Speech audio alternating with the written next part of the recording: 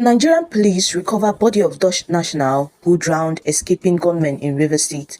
Hello viewers and welcome to Infogist TV. The remains of a white man whose car plunged into the Eleme River in River State, South Nigeria have been recovered, the police said on Tuesday. The police had launched a search and rescue operation in the state after a Toyota Hilux van carrying company workers, including a foreign national, plunged into the Okulu River on Monday night. The vehicle was reportedly part of a convoy ambushed by armed kidnappers on the east-west road in Eleme, causing the driver to lose control and veer off the bridge into the river. However, the State Police Command on Tuesday said it had recovered the remains of the expatriate identified as Mr.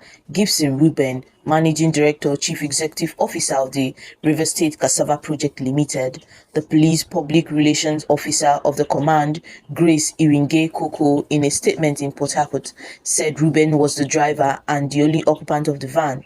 She said the Commissioner of Police, River State Police Command, CP Olubenga A. Adepoju, has visited the scene of a gruesome attack on the Managing Director, Chief Executive Officer of the River State Cassava Project Limited, Mr. Gibson Ruben, an expatriate from the Netherlands.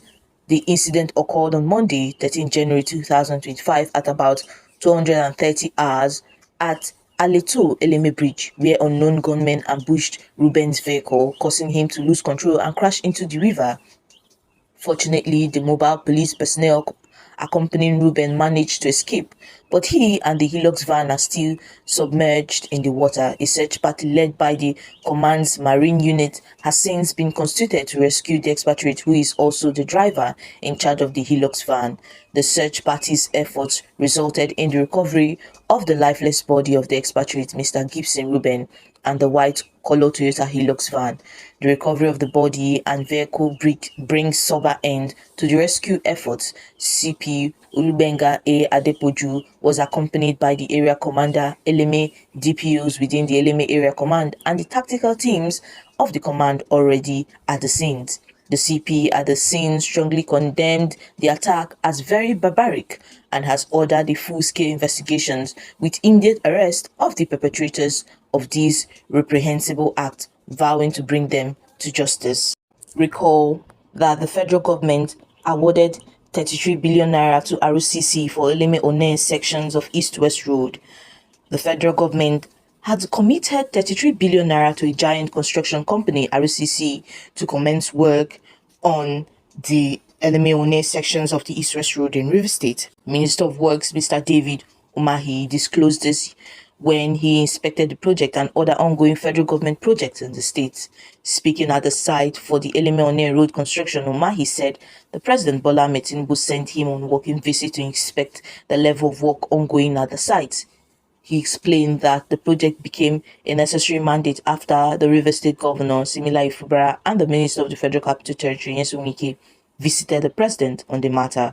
The road from Eleme to Seaport, the River State people, led by Governor Simila Ifubara and the former Governor Nyesom Wike, led delegations to come and see the President. The President directed that he should immediately come here and ensure that work has started. President had released 33 billion naira in this project to RCC for them to start the work.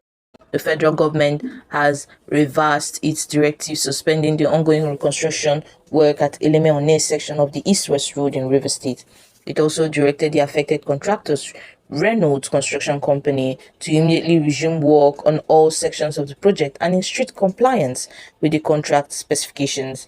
Earlier on, the Minister of Works, David Umahi, during an unscheduled visit to the project site, expressed sadness over the slow pace of work, even after the government had made an advanced payment of 33 billion naira.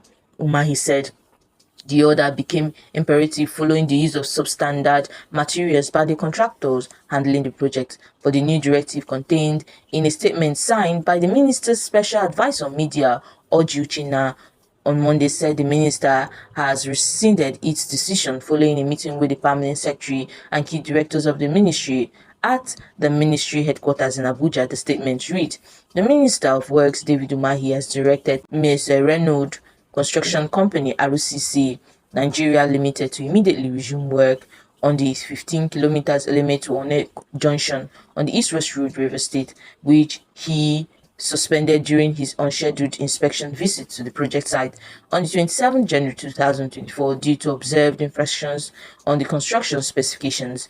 This directive is in accordance with the resolution reached in a meeting with the permanent secretary and key directors of the ministry together with the management of ROCC Limited at his office at the Federal Ministry of Works, Bushi, Abuja, this 29 January 2024. The Honorable Minister had ordered the suspension of work on the project due to the substandard jobs and invited the management of the company to report to the ministry for resolution of technical issues.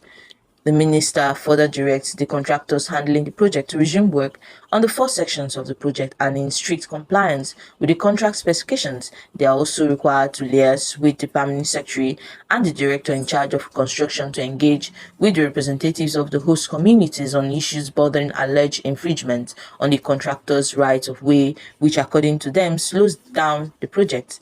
The Minister of Works is determined to see to the speedy and quality delivery of federal government's job across the nations, in line with the visions of the current administration, and he is unbending in his resolve not to accept the delivery of jobs that fall short of standard. Recently, the federal government deploys reinforced concrete tech on the East-West Road project.